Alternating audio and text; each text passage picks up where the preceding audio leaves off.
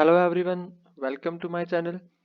तो फ्रेंड्स, कल हमने साइंस की एक सीरीज स्टार्ट करी थी फॉर द कम्पिटिटिव एग्जाम्स। और उसमें जो हमने चैप्टर स्टार्ट किया था वो था साउंड। तो उसका कुछ पोर्शन जो था वो बाकी था, वो हम आज इस वीडियो में कंप्लीट करेंगे। तो कल हमने जो लास्ट पढ़ा था टॉपिक वो था इको। और इको मैंने आपसे कहा था कि अगर कहीं पे भी इको प्रोड्यूस करनी है तो उसके लिए मिनिमम डिस्टेंस होना चाहिए 17 मीटर। ठीक है। अब ये जो इको था, this was the application of reflection of sound.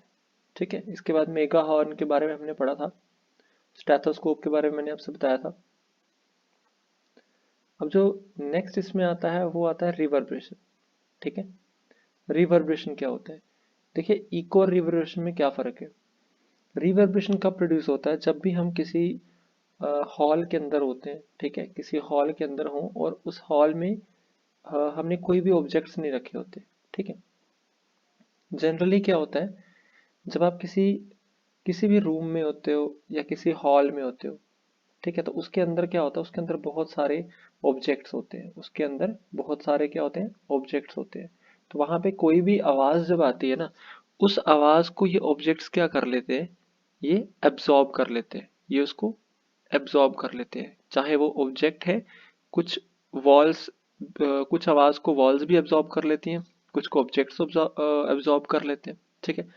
लेकिन अगर वो हॉल खाली होता है, ठीक है, अगर वो हॉल खाली होता है, आप देखोगे अगर आप कोई भी बात उस हॉल के अंदर करोगे तो वो आवाज गूंजती है। ठीक है। अब वो आवाज गूंजती क्यों है? वो गूंजती है due to reflection of sound. आप यहाँ पे देख सकते हो, ये जो पिक्चर आपको नजर आ रही है, ठीक है, ये पिक्चर जो आपको नजर आ रही है यहाँ पे, इसके अंदर आप देखो, ये पर्सन जो है, यहाँ से जो भी साउंड प्रोड्यूस कर रहा है, ये साउंड रिफ्लेक्ट हो रही है, यहाँ से रिफ्लेक्ट होके यहाँ जा रही है, देन यहाँ से रिफ्लेक्ट होके यहाँ से रिफ्लेक्ट होके इधर आ रही है। तो यहाँ पे क्या हो रहा है, मल्टीपल रिफ्लेक्शन हो रही है। ये वाली रे अगर आप देखो, यहाँ से यहाँ जा रही है, देन यहाँ से रिफ्लेक्ट होके यहाँ आ रही है, यहाँ से फिर रिफ्लेक्ट हो रही है। तो यहाँ पे क्या है, मल्टीपल रिफ्लेक्शंस है। तो जब भी मल्टीपल रिफ्लेक्शंस होती है ना, किसी रूम के अंदर, किसी हॉल के अंदर, हम उसको कह सकते हैं रिवर्बरेशन। ठीक है। एक बार देख लो, यहाँ पे लिखा हुआ है कि sound created in a big hall will persist by repeated reflections from the walls until it is reduced to a value where it is no longer audible. The repeated reflection that results in the persistence of sound is called reverberation. तो कह रहा है कि जो बार बार यहाँ पे repeat होती है रिफ्लेक्शन, ठीक है, जिससे क्या हो जाता है, यहाँ पे persistence of sound. Persistence of sound मैंने आपको समझाया था कि कोई भी साउंड हमारे एयर्स में क्या हो जाती है, 1/10 सेकेंड के लिए रहती है। ठीक। अब हॉल में क्या होता है, अगर तो हॉल बड़ा होगा तो उसमें इको सुनाई दे सकता है, लेकिन अगर हॉल ज़्यादा बड़ा नहीं है, यानी अगर उसकी लेंथ 17 मीटर से कम है, तो वहाँ पे इको सुनाई नहीं देती, सिर्फ आवाज़ गूंजेगी, रिवर्ब्रेशन होगा। ठीक है। तो ये भी किसकी एप्लीकेशन है, एप्लीकेशन ऑफ साउंड। देखिए, इसके बाद जो इस चैप्टर में सबसे इम्पोर्टेंट चीज़ है जो आपको पढ़नी है, जिसपे से क्वेश्चन आने के ज़्यादा चांसेस हैं, वो है अल्ट्रासाउंड्स, ऑडिबल साउंड्स और इंफ्रासाउंड्स। देखिए, मैंने आपको बताया था फ्रीक्वेंसी क्या होती है। ठीक है। फ्रीक्वेंसी के बारे में मैंने आपको बताया था।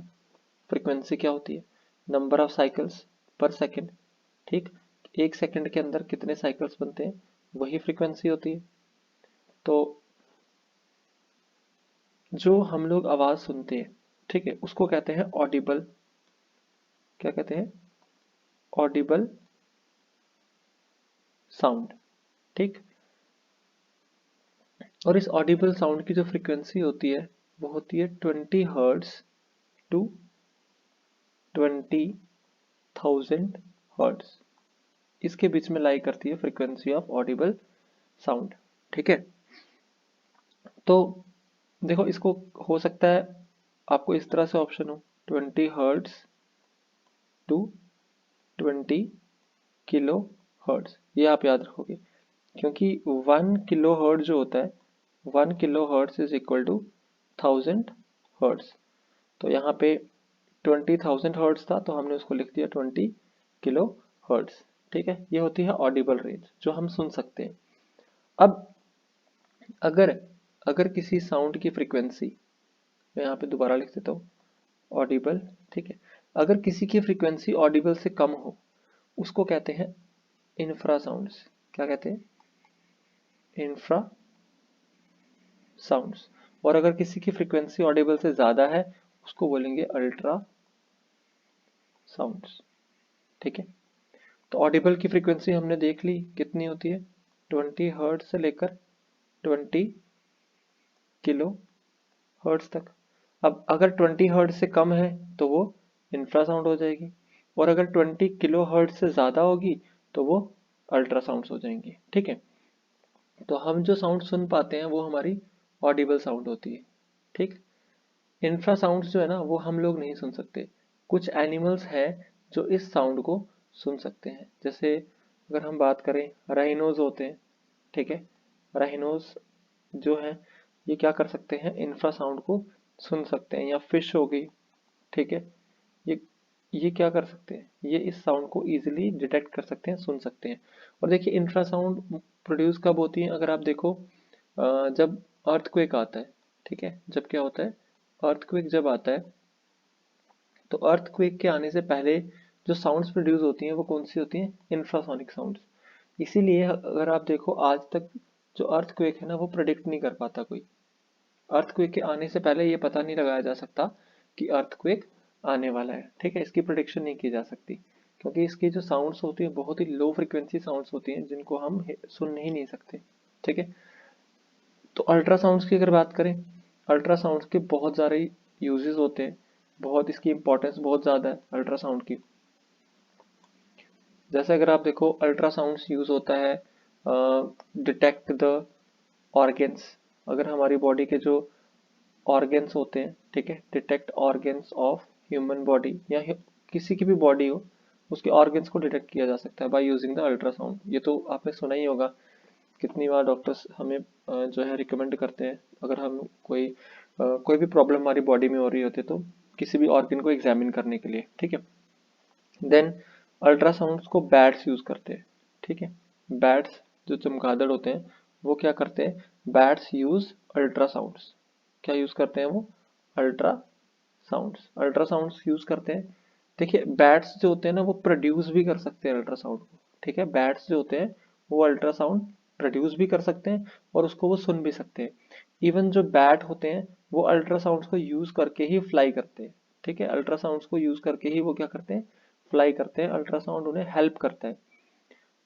और अपना जो उनका शिकार होता है बैट्स का, उसको ढूंढने में भी वो अल्ट्रासाउंड का यूज करते हैं। यानी अल्ट्रासाउंड का यूज करके वो उस शिकार का साइज पता कर सकते हैं, उसकी लोकेशन पता कर सकते हैं, यानी कि वो कितना दूर है।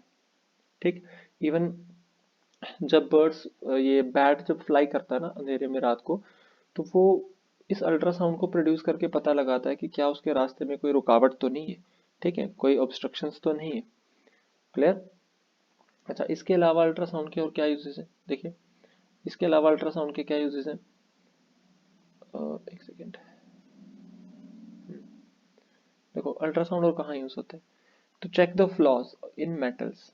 ठीक है, मेटल्स में अगर कोई फ्लॉज है, मेटल फ्लॉज को चेक करने के काम आता है। अब ये मेटल फ्लॉज क्या होते हैं, देखिए अगर मैं यहाँ पे कोई मान लो मैं एक मेटल का एक क्यूब बनाता हूँ यहाँ पे। ठीक है, मान लो ये मेटालिक क्यूब है। अब ये मेटालिक क्यूब बाहर से, आउटसाइड अगर हम इसको बाहर से देखें तो हमें बिल्कुल साफ सुथरा ये नजर आएगा, है ना, विदाउट एनी डैमेज। बट हमें ये चीज़ कैसे पता चलेगी कि क्या इस मेटल ब्लॉक के अंदर तो कोई फ्लॉ नहीं है। ठीक है, क्या कोई क्रैक तो नहीं है इसके अंदर, तो उसके लिए हम क्या यूज करते हैं, अल्ट्रासाउंड यूज करते हैं। देखिए अगर इस मेटल ब्लॉक के अंदर कोई भी छोटा सा क्रैक होता है या फ्लॉ होता है तो जो अल्ट्रासाउंड इसमें से हम पास करेंगे ना वो डिफ्लेक्ट हो जाती है। वो क्या हो जाती है, डिफ्लेक्ट हो जाती है, वो सीधी बाहर नहीं आती। अगर मेटल में कोई फ्लॉ नहीं होगा तो जो अल्ट्रासाउंड्स होगी वो सीधे सीधे इसमें से बाहर आ जाएंगी। ठीक, अच्छा एक और इम्पॉर्टेंट यूज है अल्ट्रासाउंड का, यानी ये यूज होता है to monitor the growth of child. ठीक है, या growth of baby inside the mother वॉर्म, ठीक है। मदर वॉर्म के अंदर जो बेबी होता है उसकी ग्रोथ को मॉनिटर करने के लिए, क्या वो प्रॉपरली ग्रो कर रहा है या नहीं कर रहा है, ठीक है, क्या उसकी मूवमेंट्स हो रही है या नहीं हो रही है, उस चीज़ को देखने के लिए भी हम अल्ट्रासाउंड का यूज़ करते हैं, ठीक है। इसके बाद देखो अल्ट्रासाउंड कहाँ यूज़ होता है, अल्ट्रासाउंड यूज़ होता है सोनार में, ठीक है। अब ये सोनार क्या होता है, हो सकता है यही एग्जाम में पूछ लें। देखो इसे कहते हैं साउंड नेविगेशन एंड रेंजिंग, ठीक है, साउंड नेविगेशन एंड रेंजिंग, ठीक है। तो सोनार जो है ना ये हमारा डिफेंस सिस्टम में भी काम आता है, ठीक है, ये हमारे डिफेंस सिस्टम में भी काम आता है।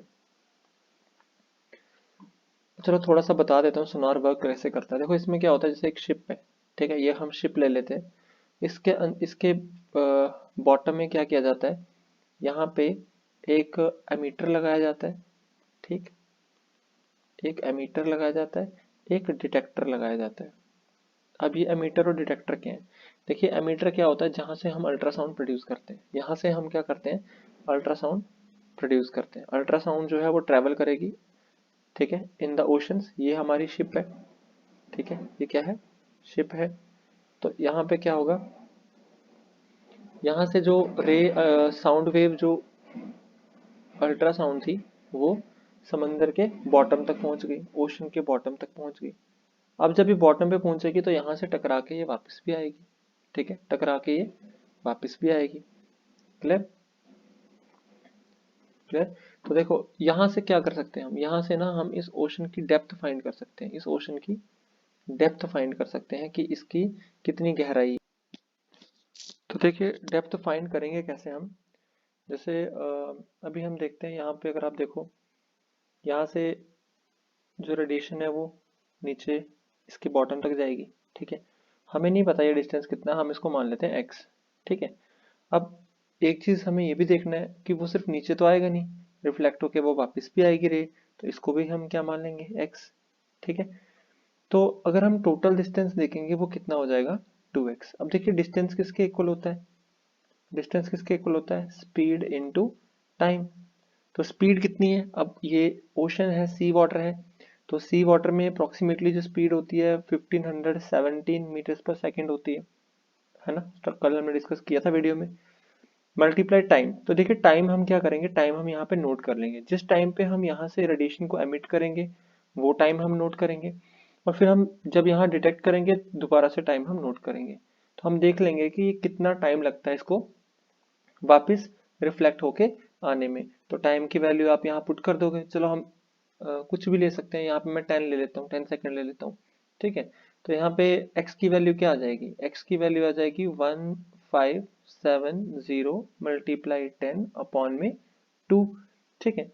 तो जो भी यहाँ पे आप इसको सॉल्व करके निकालोगे that will be the depth of ocean. तो इस तरह से आप ओशंस की डेप्थ फाइंड कर सकते हो, ठीक है, सोनार को यूज करके। या फिर अगर हमें कोई कभी मान लो कोई शिप जो होती है वो पानी के अंदर डूब जाती है, तो जो शिप रेक्स होते हैं यानी जो उसके बचे हुए हिस्से जो पानी के अंदर होते हैं उसको हम डिटेक्ट कर सकते हैं सोनार मेथड को यूज करके। या शोल ऑफ फिशेस यानी मछलियों का जो झुंड होता है उसको हम डिटेक्ट कर सकते हैं सोनार मेथड का यूज करके। इवन ये हमारे डिफेंस सिस्टम में भी काम आता है, ठीक है। जो एनिमी सबमरीन वगैरह अगर पानी के अंदर है, ओशंस के अंदर है, तो उसको हम डिटेक्ट कर सकते हैं बाय यूजिंग द सोनार, ठीक है। एक चीज और बता देता हूँ, एक और होता है हमारे पास जिसको हम कहते हैं रेडार, ठीक है। अब रेडार जो होता है ये भी डिफेंस सिस्टम में काम आता है, बट ये साउंड वेव के ऊपर बेस्ड नहीं होता, ये रेडियो वेव के ऊपर यूज होता है, ठीक है। किसके ऊपर बेस्ड होता है, रेडियो वेव्स के ऊपर। इसका अगर एब्रीवेशन हम देखें तो ये आ जाता है जैसे सोनार का हमने क्या लिखा, साउंड नेविगेशन एंड रेंजिंग, इसमें आता है रेडियो डिटेक्शन एंड रेंजिंग, ठीक है। चलो इसके बाद अगर हम देखें हमारे पास आ जाता है सोनार, मैंने आपका पूरा डिस्कस कर दिया आपके साथ कैसे हम इसको यूज़ करते हैं, ठीक है। तो देन पहले मैं आपको बता देता हूँ स्ट्रक्चर ऑफ ह्यूमन ईयर, ठीक है। ह्यूमन ईयर जो होता है वो कैसे वर्क करता है, ठीक, एक सेकेंड। देखिए यहाँ पे हम पहले डायग्राम देख लेंगे, ठीक। ये ह्यूमन ईयर की डायग्राम है। तो अब इसमें क्या होता है, ह्यूमन ईयर जो होता है ना, ये 3 पार्ट्स में डिवाइड होता है। एक हमारे पास होता है आउटर ईयर, ठीक है, एक होता है आउटर, एक होता है इनर, और इन दोनों के बीच में एक होता है जिसको बोलते हैं मिडल ईयर, ठीक है। देखो अब इसमें क्या होता है, ये तो जो आउटर पार्ट एयर का जो हमें विजिबल होता है, ठीक है, इसको पिन्ना भी कहते हैं, ठीक है, क्या कहते हैं इसको, पिन्ना। और ये एयर लोब हो गया, ठीक। अब देखिए होता क्या है, जब कोई भी वाइब्रेशन ट्रैवल करते हुए हमारे एयर्स तक आती है, ठीक है, कोई भी वाइब्रेशन ट्रैवल करते हुए हमारे एयर्स तक आती है, ठीक है, ये मान लेते हैं वो हमारे एयर्स तक आ रही है वाइब्रेशंस।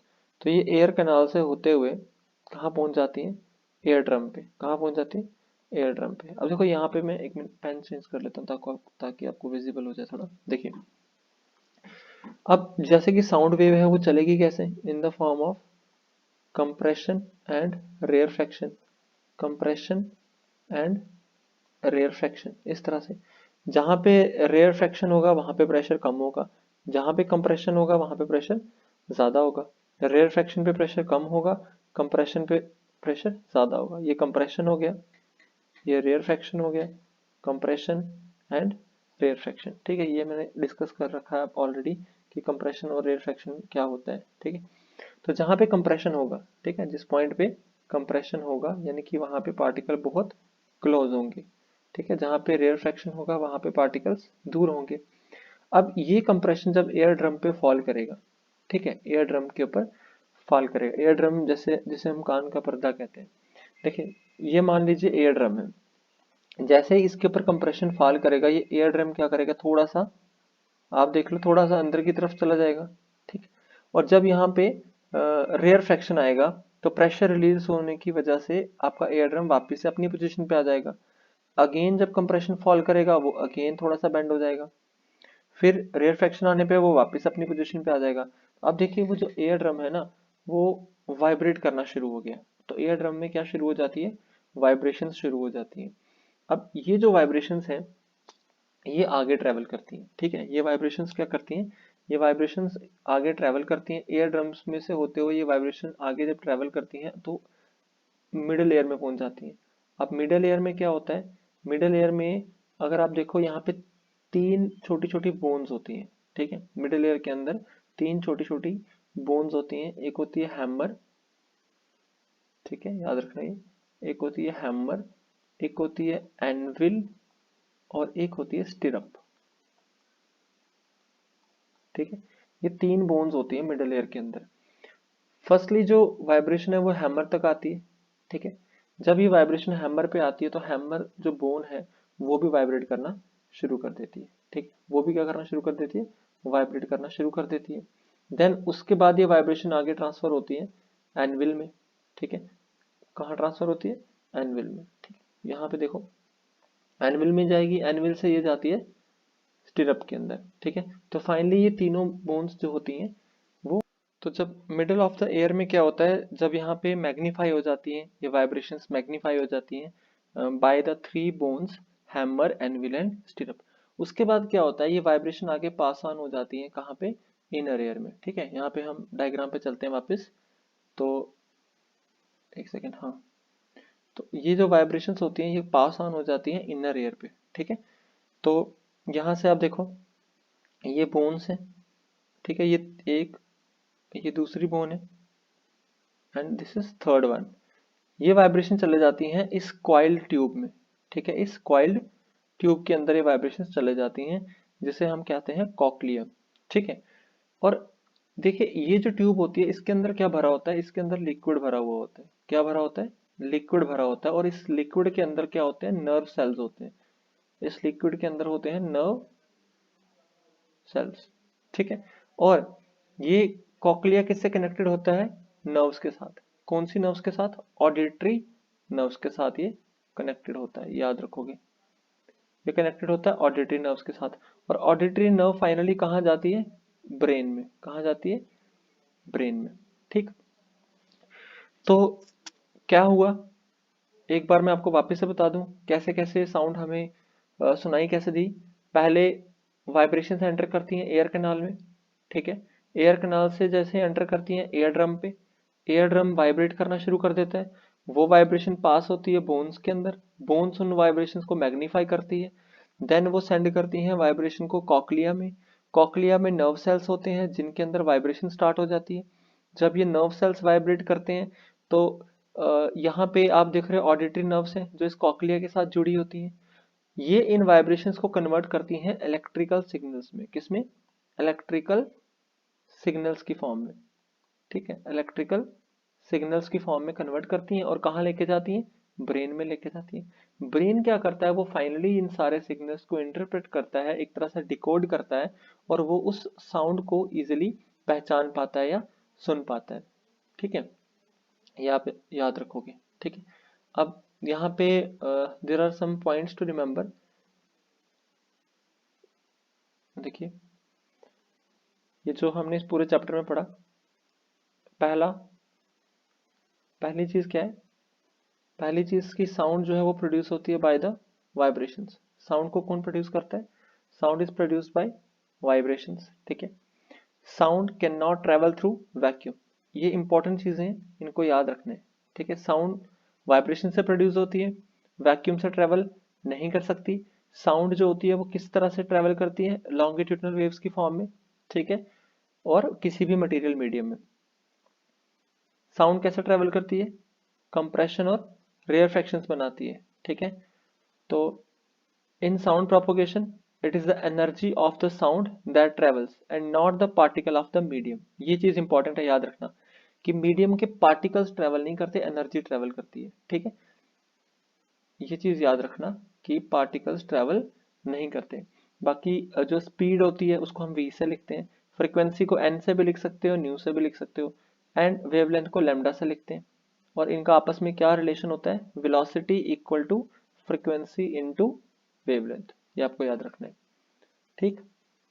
देन यहाँ पे आ जाओ, लॉ ऑफ रिफ्लेक्शन को फॉलो करती है, यानी angle of incidence is equal to angle of reflection होगा, है ना। और जितनी भी हम रेज बनाएंगे वो सारी एक ही प्लेन पे होंगी। अच्छा, स्पीड ऑफ साउंड जो होता है ये किसके ऊपर डिपेंड करती है? Speed of sound it depends upon the nature and the temperature of the transmitting medium, ठीक है, कि उस मीडियम का नेचर कैसा है और टेम्परेचर कितना है। जैसे मैंने आपसे कहा कि सॉलिड में बहुत फास्ट ट्रेवल करेगी साउंड, ठीक है, लिक्विड में उससे धीरे, और सबसे कम गैसेस में ट्रेवल करेगी। टेम्परेचर का मैंने क्या बताया था? अगर टेम्परेचर फॉल करता है तो जो साउंड की प्रोपोगेशन होगी वो भी कम हो जाएगी, क्योंकि जो पार्टिकल्स होंगे वो क्या हो जाएंगे? स्लो डाउन हो जाएंगे, ठीक है। तो वाइब्रेशंस कम होंगी अगर वो स्लो डाउन हो गए तो। Then, for hearing distinct echo sound, the time interval between original sound and the reflected sound must be 0.1 second. ये भी मैंने आपको बताया था कि मिनिमम टाइम डिफरेंस कितना होना चाहिए? 0.1 सेकेंड का टाइम डिफरेंस होना चाहिए। ओके, परसिस्टेंस ऑफ हेयरिंग, इसकी वजह से क्या होता है? जो हम ऑडिटोरियम वगैरह देखते हैं उसके अंदर जो रिवर्बरेशन वगैरह होती हैं वो किस वजह से होती हैं? परसिस्टेंट ऑफ हेयरिंग की वजह से, ठीक है। देन ये याद रखोगे, ऑडिबल रेंज कितनी होती है? 20 हर्ट्स टू 20,000 हर्ट्स। याद रखना इसको 20 किलो हर्ट्स भी लिखते हैं, ठीक है, इसको हम 20 किलो हर्ट्स भी लिखते हैं। देन जिनकी फ्रीक्वेंसी क्या होगी? बिलो ऑडिबल रेंज, उनको क्या बोलेंगे? इंफ्रासोनिक, ठीक है। और जिनकी फ्रीक्वेंसी ज्यादा होगी उनको क्या बोलेंगे? अल्ट्रासोनिक, ठीक। सोनार की टेक्निक जो होती है कहाँ पे यूज की जाती है ये भी हमने समझ लिया। डेप्थ ऑफ सी इसको फाइंड करने के लिए, या अंडर वाटर जो हिल्स होते हैं उनको फाइंड करने के लिए, सबमरीन्स को, आइसबर्ग्स को, ये सब हम फाइंड कर सकते हैं, ठीक है। बाकी ये भी हमने पढ़ा, इंपॉर्टेंट टर्म्स हैं ये भी, ठीक है, ये भी इंपॉर्टेंट है। क्या लिखा है? एम्पलीट्यूड, क्या बताया था मैंने? एम्पलीट्यूड क्या होता है? Maximum displacement of a particle from the mean position, यानी अगर ये मीन पोजीशन है तो पार्टिकल यहाँ से कितना ऊपर जाता है या फिर कितना नीचे की तरफ आएगा। इस तरह से हमने वेव बनाई थी, है ना। तो ये मैक्सिमम डिस्प्लेसमेंट होता है पार्टिकल का, उसको बोलते हैं एम्पलीट्यूड। कंप्रेशन क्या होती है, जहाँ पे प्रेशर ज्यादा होता है, ठीक। इको क्या होता है, रिपीटिशन ऑफ साउंड, जब वो किसी चीज से टकरा के वापस आती है। फ्रीक्वेंसी क्या होती है, नंबर ऑफ वेव्स यानी number of cycles produced in 1 second, या फिर number of vibrations produced in 1 second, या number of oscillations produced in 1 second. Longitudinal wave क्या होती है, जो कंप्रेशन और रेयरफेक्शन की फॉर्म में चलती है। पिच क्या होती है, ये साउंड की एक कैरेक्टरिस्टिक होती है जो फ्रीक्वेंसी के ऊपर बेस्ड होती है ना। तो जितनी ज्यादा क्या होगी, फ्रीक्वेंसी होगी, उतनी ज्यादा साउंड की क्या होगी, पिच होगी, ठीक है। अच्छा, रिफ्रैक्शंस क्या होते हैं, जहाँ पे सॉरी रेयर फ्रैक्शंस क्या होते हैं, जहाँ पे प्रेशर रिलीज हो जाता है ना। कंप्रेशन में प्रेशर ज्यादा होता है, रेयर में कम होता है। अच्छा, रिवर्बरेशन क्या पढ़ा हमने, जो रिपीटेड रिफ्लेक्शन होती है किसी भी हॉल के अंदर, उसको हम कहते हैं रिवर्बरेशन, जहाँ पे रिपीटेड रिफ्लेक्शन होती है। टिम्बर यानी क्वालिटी ऑफ साउंड, ये हम कब चेक करते हैं, जब भी दो साउंड की लाउडनेस भी सेम होती है और उसकी पिच भी सेम होती है, तो हम फिर उसकी क्वालिटी चेक करते हैं। टाइम पीरियड, टाइम पीरियड क्या होता है, time taken to produce one wave, यानी time taken to produce one oscillation, time taken to produce one vibration, उसको हम बोलेंगे टाइम पीरियड, ठीक है। अच्छा, अगला क्या है, अल्ट्रासोनिक वेव्स। अल्ट्रासोनिक मैंने क्या बोला, जिनकी फ्रीक्वेंसी क्या हो, जिनकी फ्रीक्वेंसी, एक सेकेंड,